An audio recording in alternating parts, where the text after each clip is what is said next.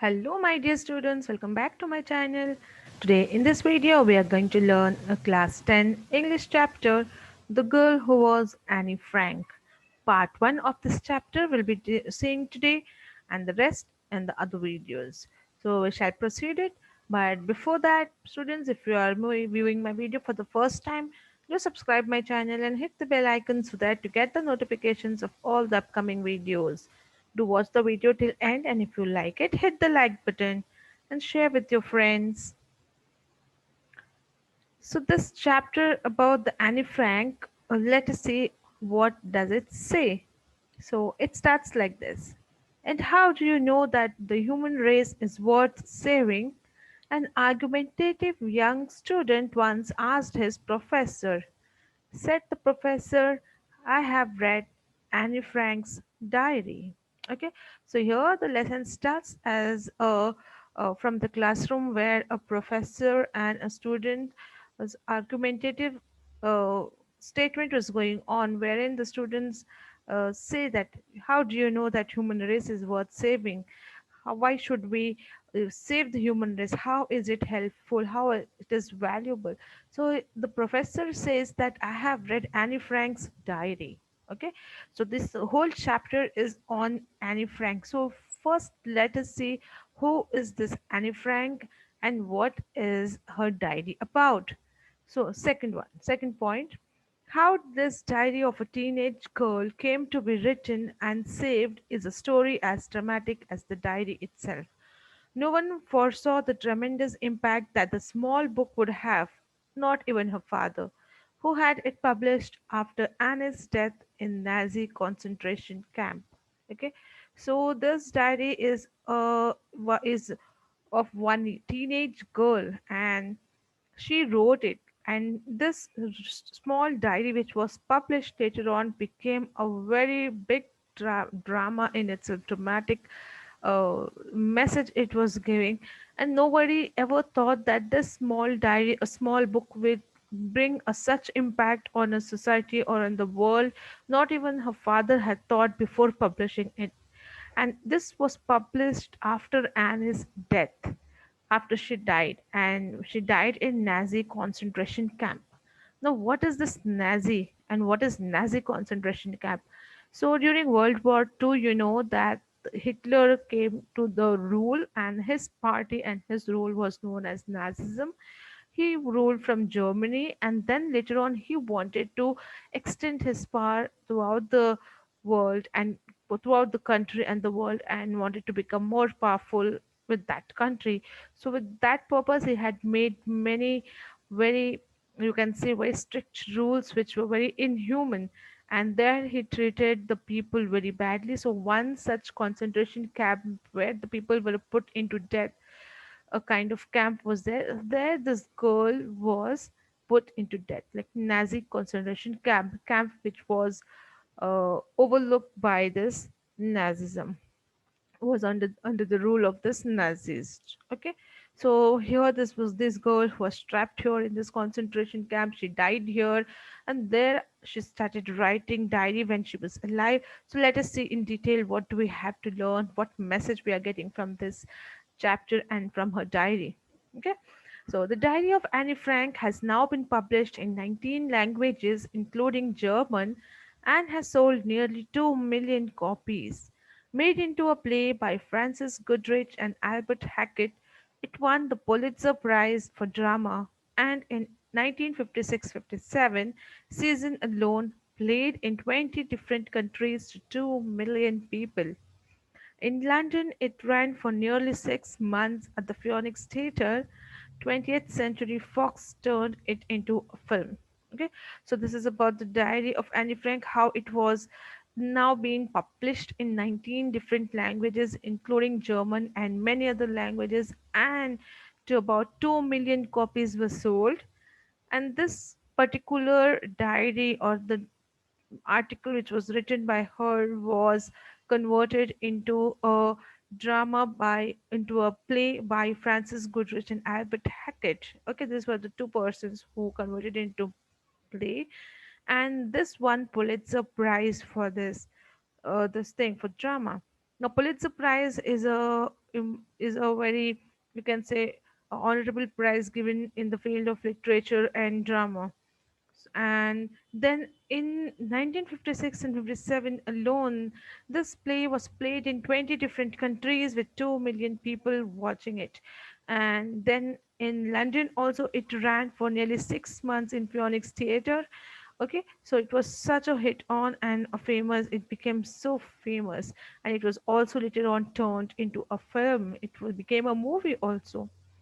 So this is about the introduction also, and to know or make you aware of who is Anne Frank and what is the diary about. How did it become so famous? Then, to understand this amazing response, it is necessary first to understand the girl who was Anne Frank. So, to know this everything in detail, we should first know who exactly was this girl, Anne Frank. Okay, so when Hitler came to power, Otto Frank was a banker living in Germany. He had married in 1925. In 1926, his first daughter Margot was born, and 3 years later, his second, Anneliese Marie. She was usually called Annie, sometimes Tenderwine. Okay, so here we get the information about her father. So during the time of Hitler, when he was in power, Otto Frank, a man who by named Otto Frank, who was a banker by profession, who lived in Germany, he had married in 1925, and the next year he got a daughter by named Margaret, and then later on, 3 years later, he got the second daughter, Anneliese Mary, and she was called by the nickname Annie, and also was known as Tender One. Okay, so this is the history. Like her father was Otto Frank, and her elder sister's name was Margot. In the autumn in 1933, when Hitler was issuing an one anti-Jewish decree after another, Otto Frank decided to emigrate to the hospitable Netherlands. He started a small firm in Amsterdam. Shortly before the outbreak of war, he took in a partner, Mr. Van Daan, a fellow refugee. Mostly they traded in spices. Business was often slow. Once Otto Frank was forced to ask his small staff to accept a temporary cut in their modest wages. No one left. They all liked his warm personality. They admired his courage and the evident care he took to give his two girls a good education. Okay, so a little bit more about Otto Frank, that in 1933, when Hitler was issuing one after the other anti-Jewish decrees, many rules and regulations he was making against the Jewish people, and this Anne Frank and the family of Anne Frank were Jewish. So when there were many laws made against Jewish people, and this family, they were living in Germany at that time. So Otto Frank decided to emigrate, to move from that city, to leave that city and move to Netherlands in Poland, in Amsterdam. Okay. So there he started a small firm in Amsterdam. He started his own small business.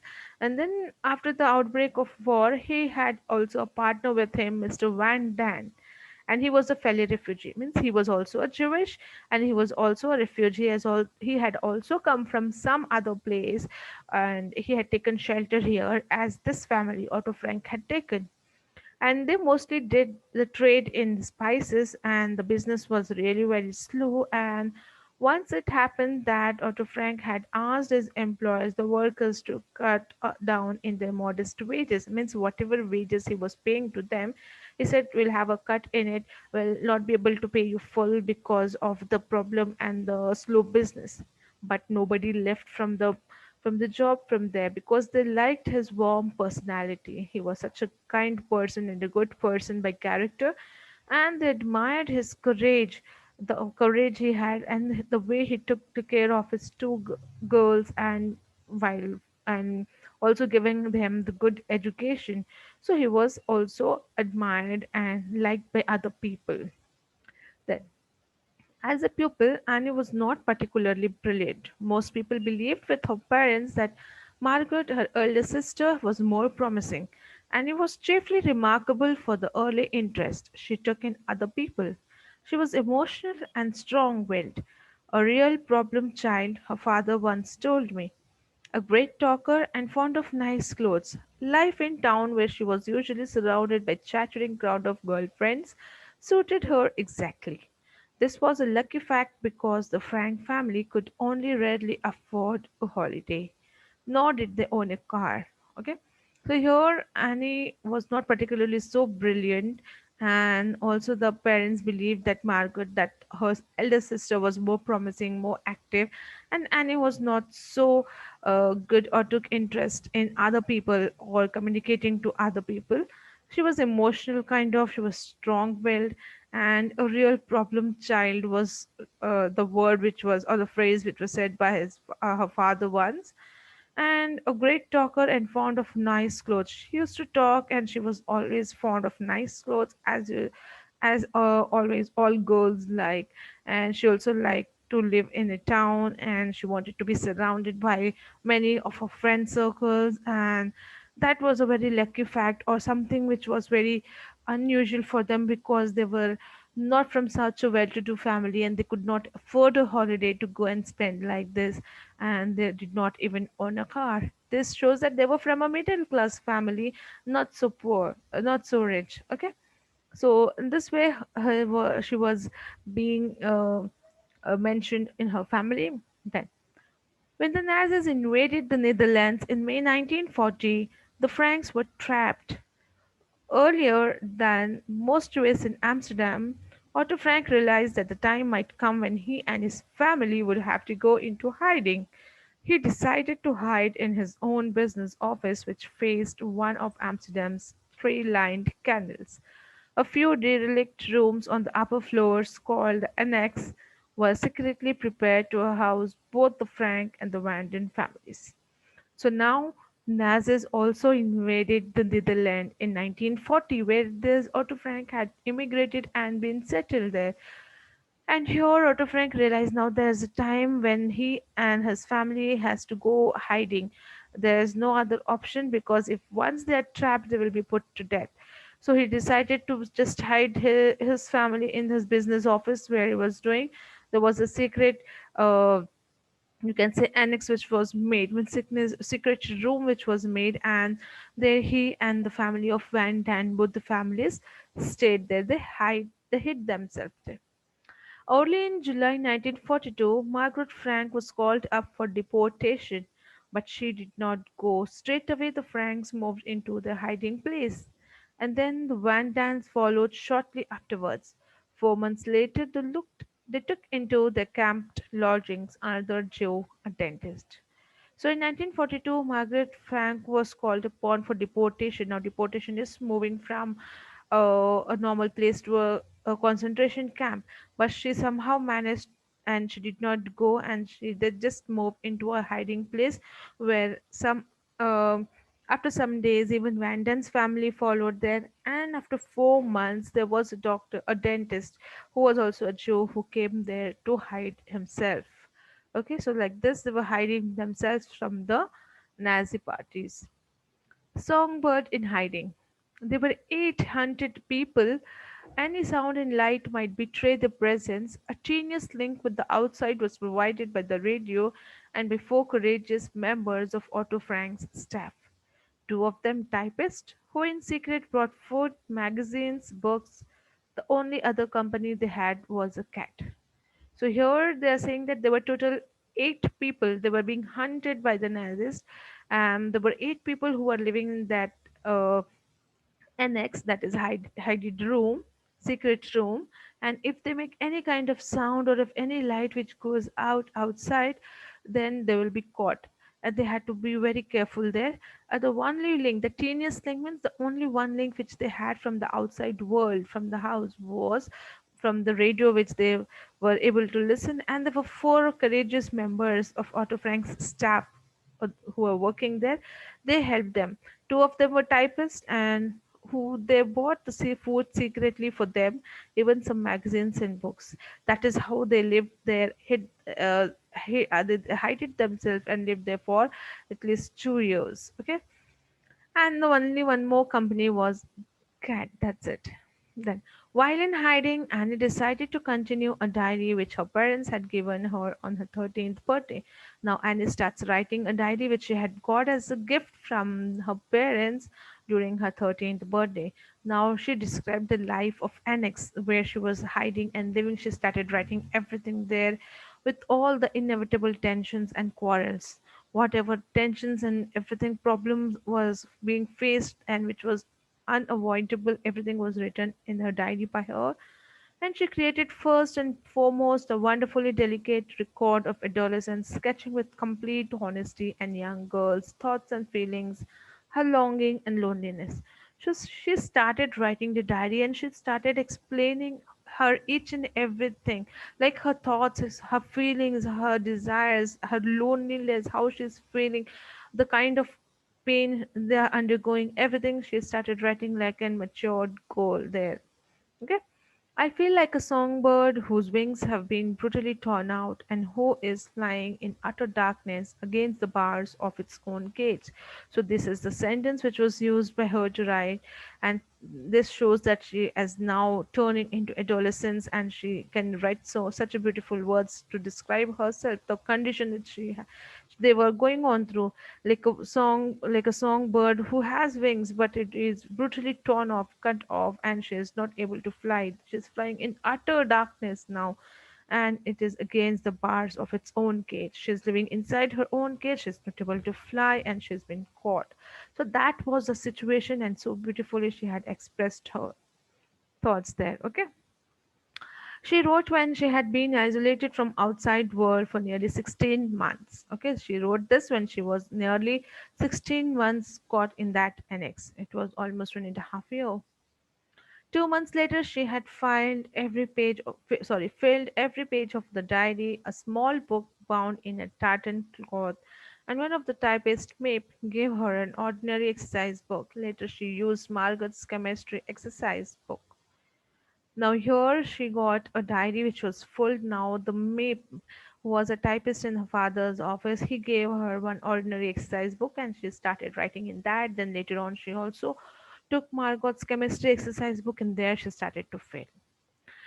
And then here, her diary reveals the trust she puts in a wise father, how she trusted her father, and her grief, and everything was written in it. Whatever her feelings were about the family, about her own self, about the friends who, along with whom she lived in the next year, she just wrote everything like a mature and a courageous girl. Now she had gone up in an adolescent's age. Okay, so this is how she started mentioning each and everything in her diary. Then on a slip of paper, Annie wrote fake names which she intended to use in case of publication. Then she did not wanted her own name to be highlighted or published. She wrote some fake names, other names, pen names to be written after her diary if it gets publicated. Then for the time the diary was her own secret which she wanted to keep from everyone, especially from the grumpy dentist. Now she wanted to just hide this diary and keep it for herself. She did not wanted to share her writings because it was her personal diary, and she just share it in her. She just had to keep it safely. So she had one small briefcase which her father had given to, and he allowed her to put all her diaries in that briefcase. So she kept it there, and because there was a very small room and very small tiny bed, she did not wanted to share this writings with anybody, so she just kept it in the briefcase. And he never, the father did not read until after her death.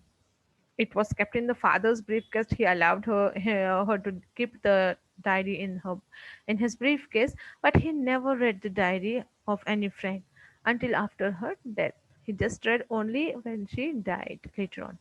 Now, on August 4, 1944, one German and the four Dutch Nazi policemen suddenly stormed upstairs. "Where are you? Where are your money and jewels?" they shouted. Mrs. Frank and Mrs. Van Den had some gold and jewelry. It was quickly discovered. Looking around for something to carry it in, one of the policemen noticed Otto Frank's briefcase. He emptied it into the floor, barely giving a glance at the notebooks. Then the people of Annex were arrested. So here, somehow, these people, the Germans, came to know that they are hiding in this annex, and they went there. They captured Mrs. Frank and Mrs. Van Den, whatever belongings they were having, the gold, the jewelry, everything. They took it from them, and to keep that in to carry that, they just have found a briefcase, that is Otto Frank's briefcase, in which all the Anne's diary was kept. They just emptied by throwing all the books down without even having a glance at it, but what is the book about, and they kept all the belongings and they move away from there. And they also arrested the people who were hiding there. Then, in the beginning, the Allied armies were rapidly approaching to the Netherlands. The Franks and the Vandens and the Dentists were carried in cattle trucks to the Auschwitz, the Nazi death camp in southern Poland. So they were all carried to the concentration camp. That was a death camps, you can say. There, the Nazis separated the Otto Frank from his wife and the daughters without giving them time to say farewell. Means the men and the women were separated from each other, and Frank, Annie, and Margot were marched into women's part of the camp, wherein Mrs. Frank died from exhaustion. She could not withstand all these things and she died there.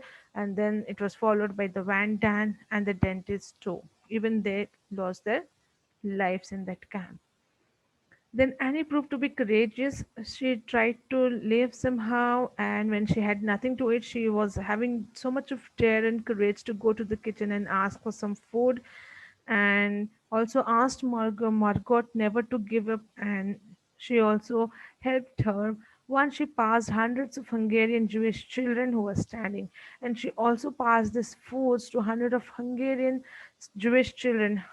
They were hungry, these Jewish children, and she gave them the food to eat. She passed them, and they were being treated so horribly that they were standing naked in freezing rain. And this is the condition of that concentration camp. And she could not bear all these things.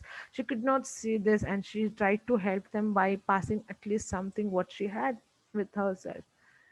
Then later in autumn, she and her sister were transported to another camp, that is Belsen, between Berlin and Hamburg. And a close friend saw her there. One of the close friend who saw Annie and Margot there, they described that she was cold and hungry, her head shaved, and her skeleton-like form draped in coarse, shapeless stripped garb of the concentration camp. She was a pitifully weak, her body racked by typhoid fever. She died early in March 1945, a few days after Margot. Both were buried in a mass grave. So this is how they lost their life. They were treated so badly that they had turned into cold and hungry. Their heads were shaved. They had turned into skeleton. Such a pitiful condition it was. And this all was described by one of a friend who had seen. So like this, first Margot died, and after some days, even the Annie had died. In Auschwitz, Otto Frank had managed somehow to stay alive. He was freed early in 1945 by the Russians. In the summer, he arrived back in liberated Amsterdam. A friend had told him that his wife had died, but he kept on hoping that Annie and Margot would return. After 6 weeks of waiting, he met someone who had to tell him that both had perished. It was only then that Miep, his former typist, handed him Annie's diaries. So in 1945, in Auschwitz, that is again a concentration camp in Poland, there Otto Frank, that is father of Anne Frank, he managed to survive somehow. He was alive, and by the time the Russian had invaded and they freed these people from there, and they liberated the Amsterdam also. It was free from the Nazi rule now. And there, a friend told him, Otto Frank, that his wife had already died, but he was hoping that Margot and Annie would come back. But after 6 weeks, he all came to know that even they both had perished. They both are no more now. And then it was that time that me, the former typist who was typist in Otto Frank's firm, he handed him all the Annie's diaries which he had got. He had kept him safely, and he returned to Otto Frank. So now let us see what happened with this diary. Did the father read it? What did he do to publish it? How it got published and how did it become famous? This will be seeing in the next part of the next video. I hope you all have understood this much of the chapter and it was interesting. If you found this video as interesting and informative, do hit the like button and share with your friends. We'll be back soon with the second part of the chapter. Till then, take care. Thank you.